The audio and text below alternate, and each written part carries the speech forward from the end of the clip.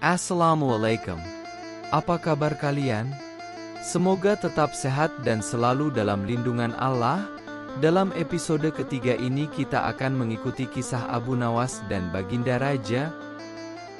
Kalian penasaran kan?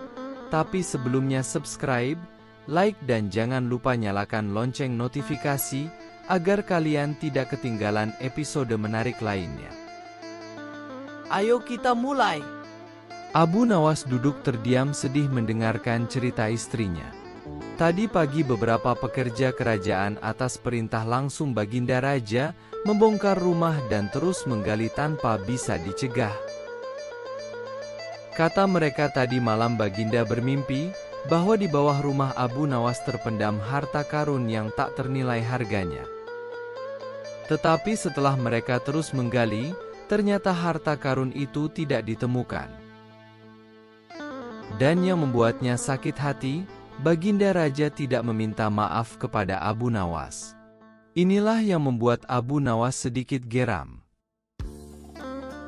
Abu Nawas memeras otak dan berpikir keras, namun belum juga ia menemukan ide untuk membalas Baginda. Makanan yang dihidangkan oleh istrinya pun tidak disentuhnya karena nafsu makannya lenyap. Malam pun tiba, namun Abu Nawas tetap tidak beranjak. Keesokan hari Abu Nawas melihat segerombolan lalat-lalat mulai menyerbu makanannya yang sudah basi. Ia tiba-tiba tertawa terbahak-bahak. "Tolong ambilkan kain penutup untuk makananku dan sebatang besi," Abu Nawas berkata kepada istrinya. "Untuk apa?" "Saya akan membalas Baginda Raja," kata Abu Nawas singkat. Dengan muka berseri-seri Abu Nawas berangkat menuju istana. Setiba di istana Abu Nawas membungkuk hormat dan berkata, "Ampun tuanku, hamba menghadap tuanku Baginda hanya untuk mengadukan perlakuan tamu-tamu yang tidak diundang. Mereka memasuki rumah hamba tanpa izin dari hamba dan berani memakan makanan hamba." "Siapakah tamu-tamu yang tidak diundang itu, wahai Abu Nawas?" sergap Baginda kasar. "Lalat-lalat ini, tuanku," kata Abu Nawas sambil membuka penutup piringnya. "Kepada siapa lagi kalau bukan kepada Baginda junjungan hamba, hamba mengadukan perlakuan yang tidak adil ini. Lalu keadilan yang bagaimana yang engkau inginkan dariku? Hamba hanya menginginkan izin tertulis dari Baginda sendiri agar hamba bisa dengan leluasa menghukum lalat-lalat itu." Baginda Raja tidak bisa menolak permintaan Abu Nawas karena pada saat itu para menteri sedang berkumpul di istana. Maka dengan terpaksa Baginda membuat surat izin yang isinya memperkenankan Abu Nawas memukul lalat-lalat itu dimanapun mereka hinggap. Tanpa menunggu perintah Abu Nawas, mulai mengusir lalat-lalat di piringnya hingga mereka terbang dan hinggap di sana-sini. Dengan tongkat besi yang sudah sejak tadi dibawanya dari rumah, Abu Nawas mulai mengejar dan memukuli lalat-lalat itu. Ada yang hinggap di kaca.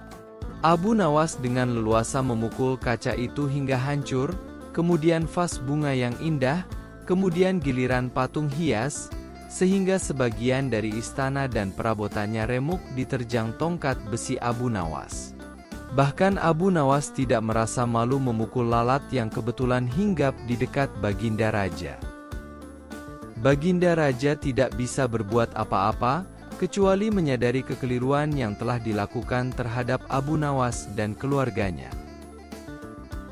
Dan setelah merasa puas, Abu Nawas mohon diri. Barang-barang kesayangan Baginda banyak yang hancur. Bukan hanya itu saja, Baginda juga menanggung rasa malu. Kini ia sadar betapa kelirunya berbuat semena-mena kepada Abu Nawas. Abu Nawas yang nampak lucu dan sering menyenangkan orang itu ternyata bisa berubah menjadi garang dan ganas, serta mampu membalas dendam terhadap orang yang mengusiknya. Abu Nawas pulang dengan perasaan lega dan tersenyum puas telah membalas perlakuan raja. Istrinya pasti sedang menunggu di rumah untuk mendengarkan cerita apa yang dibawa dari istana. Pesan moral yang terkandung dari cerita Abu Nawas kali ini adalah bahwa ketika dihadapkan pada ketidakadilan, lebih baik menggunakan pikiran dan kecerdikan untuk menyelesaikan masalah daripada bertindak secara emosional atau kasar. Selain itu, cerita ini juga mengingatkan kita untuk tidak meremehkan seseorang berdasarkan penampilan atau perilaku mereka yang terlihat tidak serius, karena mereka mungkin memiliki kecerdasan dan kebijaksanaan yang luar biasa. Semoga cerita ini memberi kita pengingat bahwa dalam setiap kesulitan, ada kesempatan untuk tumbuh dan belajar. Terima kasih telah menyimak dan jangan lupa di-subscribe, agar kami tetap semangat mengantarkan cerita Abu Nawas yang lain. Wassalam.